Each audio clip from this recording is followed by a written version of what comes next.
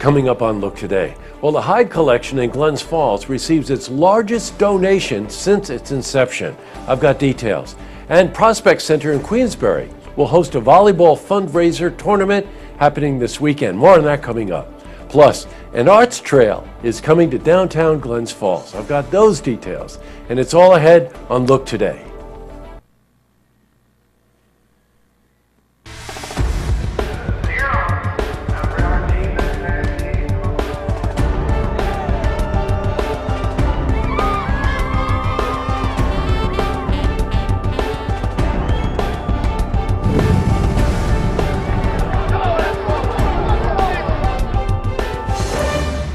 Welcome everyone, I'm Jay Hood Jackson and this is Look Today.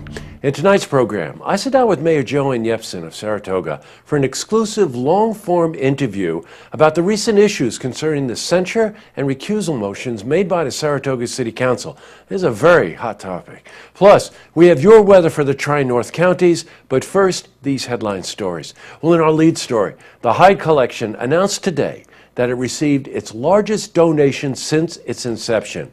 Verna Fibes donated to the Hyde an extensive collection of just over 100 pieces of modern art. Now the collection is valued, you ready, at $10 million. Fibes said donated $1 million toward the creation of a new modern art gallery space to be named the Fibes and Schmidt Gallery. Now part of the donated collection belongs to the late James Schmidt.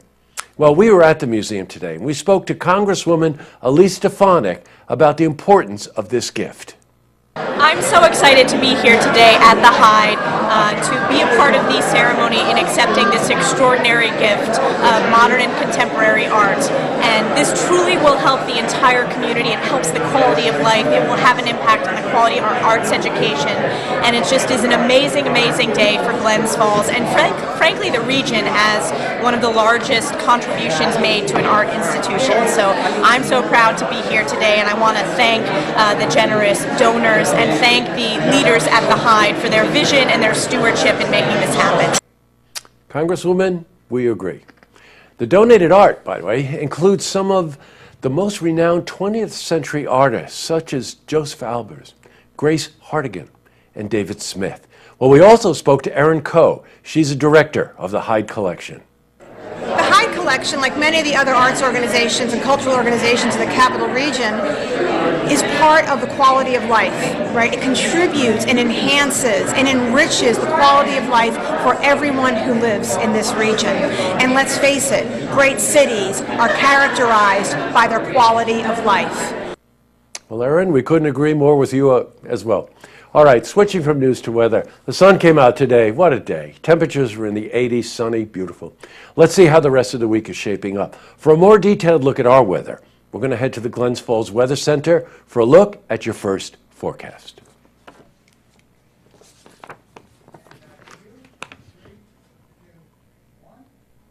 Back to the news. Well, this year, the Prospect Center in Queensbury is hoping to raise $30,000. Now, it's a 25th annual volleyball tournament. It will be held at $1 Million Beach this weekend. Now, we spoke to Ann Costigan. She's the Deputy Executive Director for the Center Disability Services. This weekend is the 25th annual beach volleyball tournament to benefit Prospect Center, which is a division of the Center for Disability Services, and we're expecting 850 volleyball players and hopefully hundreds of spectators. That's a lot of volleyball. Prospect Center in Queensbury is dedicated to empowering and helping those individuals with disabilities. Now, here's some interesting news. Since its inception, the event has raised around $262,000. And this year, they hope to have an attendance of over 800 spectators. Now, the 25-year long tradition has helped the community tremendously. So we spoke to Ann about this as well. On behalf of Prospect Center and the Center for Disability Services, we would just like to thank all the volleyball players, all the volunteers, and all the spectators for having this tournament last 25 years, and we're hoping for 25 additional years. You want more news about the arts? How about this? An arts district in Glens Falls is developing. With new music festivals, art shows, and the contributions made by LARIC to the community, the district is now thriving. To acknowledge that An arts trail will be developed next year. Now, the city will install street pole banners and signs to connect the 12 arts and cultural organizations within that 1 square mile radius. The Arts District is accepting proposed banner designs, and 4 of 5 of these designs will be selected. Up next, I sit down with Mayor Joanne Yepsen of Saratoga for an exclusive, long-form interview. It's a little out of the ordinary for us. We usually like the mayor to come in and check in about all the issues that are going on, but recently there's been a very contentious issue concerning the censure and recusal motions made by the Saratoga City Council. So we covered that in depth. So you will not see 2 interviews tonight, but 1 long-form exclusive interview with Mayor Joanne Yepsen. All right, but first, if you've seen who's happening, you want to share a story idea, how about join us for an interview? Give us a call on the hotline. The number is 798-8000.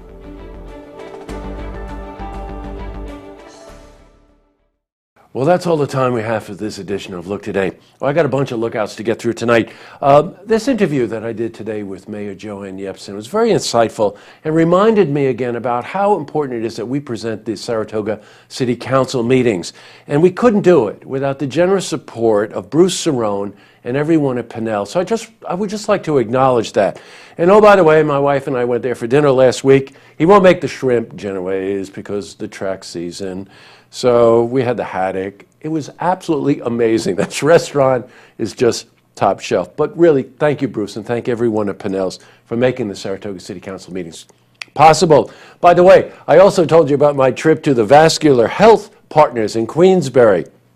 Well, I found out that they're part of the Community Care Physicians Group. And this is a group that we've been doing some research on. It's a collection of physicians in the area Albany North, a very interesting community care physicians group. So I want to acknowledge them.